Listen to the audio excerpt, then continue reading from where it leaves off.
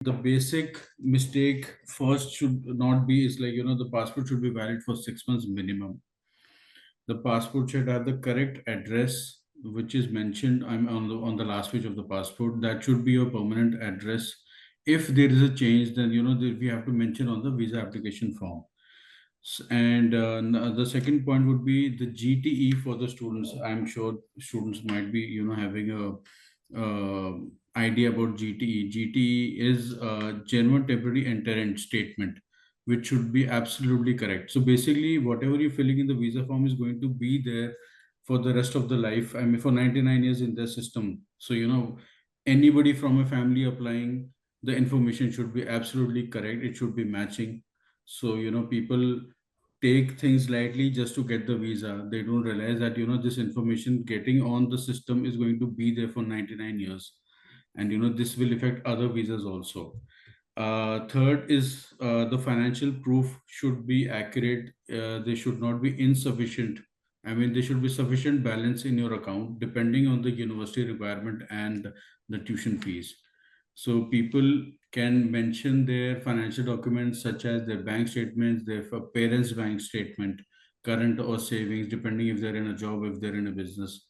And if they're in a business, then they need to provide with the business details like a MOU of the company, like if it's a private limited company or it's a proprietorship firm, they should mention, how old is the company, what is the annual turnover of the company, how many employees are working in the company, and the details mentioned on those documents should be absolutely correct. The address, the call, phone number, email address, everything should be matching.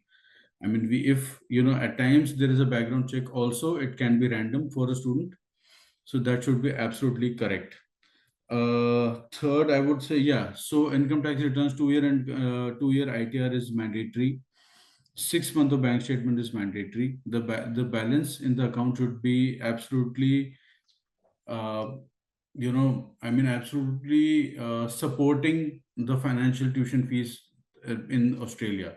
Basically, we need to prove to the officer that, the kind of balance I am currently having will support my education and my stay over there, and enough balance so that the family can also run, I mean, back home. ऐसे नहीं हो सकते कि that completely that there is the amount mentioned there will only support your education. The balance should also prove that whatever balance is left, your family will also run on it. Even if you take a loan, so loan document should be absolutely correct. No, we can't have a lose on those kind of documents. Then a lot of people ignore the health insurances. Health insurance also mandatory document for a Australian visa. You need to have a health insurance policy, which should be also legal. I mean, people, everything is available in India. Even the officer knows that documentation production is very easy. So I've seen students just editing the PDF of the insurance and just applying. Just they edit the PDF and they put it. So it should be valid.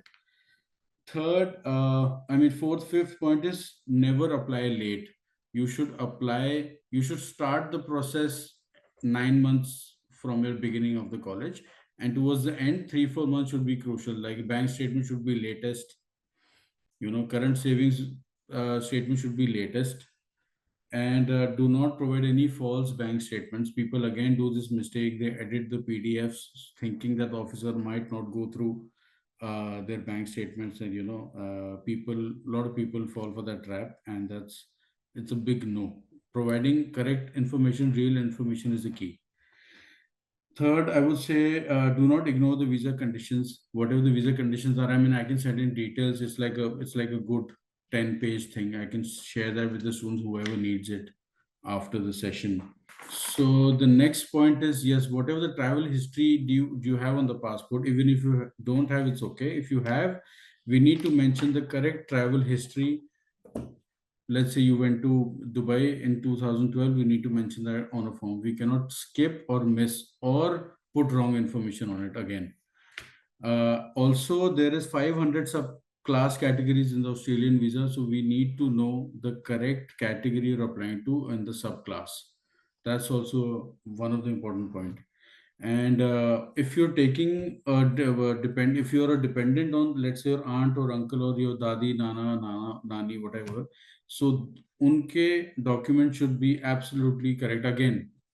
So all those documents are also being checked. So these days, a lot of, actually, this has started from past couple of years now. The bank statements, they go through it, they check the bank statements. So they can access your bank statement, they can access your balance, and they can cross check how old is the account, and what kind of balance are they keeping.